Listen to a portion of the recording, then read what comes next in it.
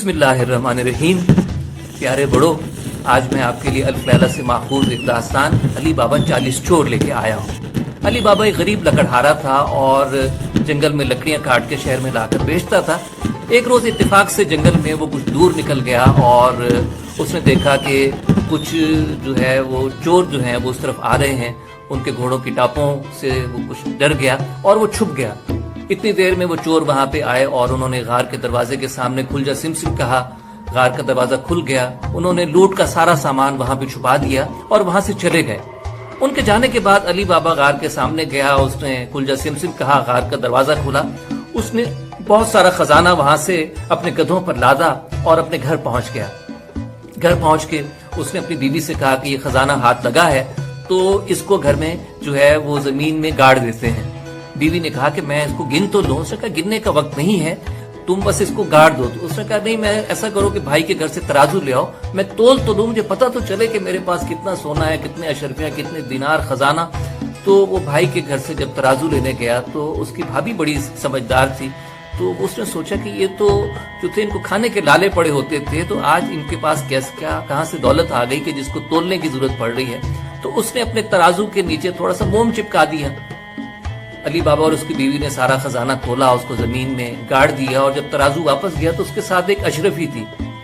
अली बाबा के भाई जो है वो अपने भाई के पास आया और उससे कहा कि भाई मुझे पता चल गया कि तुम्हें कहीं से खजाना मिला है, तो मुझे फौरन बताओ कि उसका राज क्या है, वरना मैं शहर के कोतवाल को बता दूंगा और तुम चोरी के इल्जाम में पकड़े जाओगे और सारी जिंदगी जो है वो जिंदान में पड़े रहोगे। तो अली बाबा ने उसको सारी कहानी बता दी और वो इसम भी बता दिया कि खुलजा सिम सिम, और उस जगह की निशानदेही भी कर दी। सुबह होते ही अली बाबा का भाई जो है अपने गधे लिए और जंगल में चला गया, उस गार को तलाश किया और खुलजा सिम सिम बोला अंदर गया और खासा जो है वो खजाना जो है इकट्ठा किया। बाहर निकलने लगा तो वो राज भूल गया कि वो इसम क्या था। खुलजा सिम सिम का जो लफ्ज बोलना था वो भूल गया। वो इसी परेशानी में था कि 40 चोर जो है वो वापस आ गए और उन्होंने जब देखा कि एक शख्स वहां पे मौजूद है तो वो समझ गए कि यही हमारे खजाने का चोर है। तो उन्होंने जो है उसको कत्ल किया और उसकी लाश के 4 टुकड़े करके गार में लटका दिया। अगले दिन अली बाबा अपने भाई की तलाश में जो है उसी जंगल में गया। उस गार में जब वो दाखिल हुआ खुलजा सिम सिम कह के, तो उसने देखा कि वहां उसके भाई की लाश पड़ी है। तो बहरहाल उसने भाई की लाश को जो है वो गधे पे लादा और कुछ खजाना भी वहां से जो इकट्ठा कर सकता था किया। अपने घर आया और घर आके उसने अपनी खादमा जो उसकी लौंडी थी मर्जीना, उसे कहा कि भाई मुझे इस मसले का हल बताओ। तो मर्जीना एक बूढ़े दर्जी को जो है उसकी आंखों पे पट्टी बांध के अपने घर लेके आई और कुछ अशरफियों को लालच दे के उस लाश को भी सिलवाया, उसके लिए कफन भी तैयार करवाया और अगले दिन जो है रस्म के मुताबिक उसके भाई की तदफीन कर दी गई। चोर परेशान थे कि खजाना भी गायब है और जो लाश वहां थी वो भी गायब है।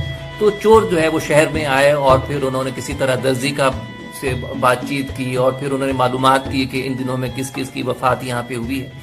तो उन्हें उस घर का पता चल गया। उन्होंने घर के दरवाजे पे एक निशान लगाया और चले गए। मर्जीना ने उनको निशान लगाते हुए देख लिया। मर्जीना ने गली के तमाम मकानात के दरवाजों पे वैसे ही निशान लगा दिए। तो बहरहाल 40 चोर और अली बाबा के दरमियान इस कश्मकश में जो है वो मर्जीना की मदद से अली बाबा ने 39 चोरों का खात्मा कर दिया और जो 40वां चोर जो उनका सरदार था वो वहां से फरार हो गया और छुप गया।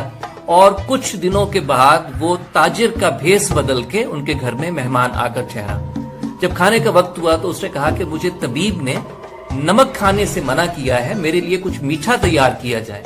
अली बाबा ने मर्जीना से कहा। मर्जीना जो है वो खटक गई। उसने कहा कि कोई वजह जरूर है कि आखिर नमक खाने से क्यों मना किया गया है। तो उसने खिड़की की दर्जों में से कुछ झांका और थोड़ा सा गौर किया तो उसे शक हुआ कि ये तो उन 40 चोरों का साथी है। चुनाचे खाने के बाद मर्जीना जो है उसने कहा कि मैं रक्स करना चाहती हूँ। तो वो हाथ में खंजर लिए रक्स करती हुई आई और उस 40वां चोर जो उन चोरों का सरदार था उसके सीने में वो खंजर जो है वो घोंप दिया, वो मर गया। और अली बाबा परेशान हुआ कि ये क्या हो गया। तो उसने बताया कि ये उन चोरों का सरदार था। तो अली बाबा जो है वो मर्जीना की अक्लबंदी से और बहादुरी से बहुत खुश हुआ। मर्जीना की शादी अपने बेटे के साथ कर दी और उन्हीं दिनों इत्तेफाक से अली बाबा की बीवी जो है वो छत से गिर के मर गई। तो उसने अपनी भाभी से शादी कर ली। तो इस तरह जो भाई की दौलत, भाई की जायदाद, वो भी उसको मिल गई, चोरों का सारा खजाना भी उसको मिल गया, और अली बाबा जो है वो माशरे में एक मुअज़्ज़िज़ शख्स के तौर पे हंसी खुशी जिंदगी बसर करने लगा। जब ये कहानी खत्म हुई तो मैंने सोचा कि अली बाबा के किरदार को हमने बच्चों को दास्तानों में भी पढ़ाया, अल्फ लैला में भी है, और उसको एक तरह से हमने जो है वो एक हीरो का किरदार जो है वो बना दिया। हालांकि वो तो उन 40 चोरों से भी बड़ा चोर था कि जिसने जो है, और मदीना ने चोरी में उसकी मदद की, और ये सारा एक मनफी किरदार जो है वो मुस्बत कैसे बन गया।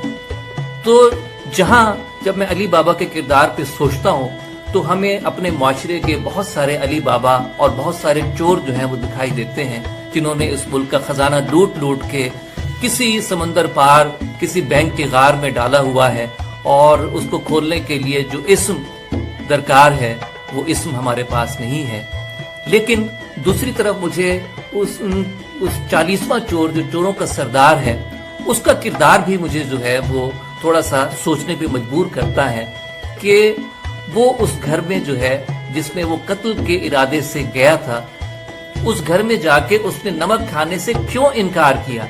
क्योंकि ज़माने कदीम से ये रिवायत है कि जिस घर का नमक खाते हैं उस घर की इज्जत का, उस घर की आबरू का एहतराम किया जाता है।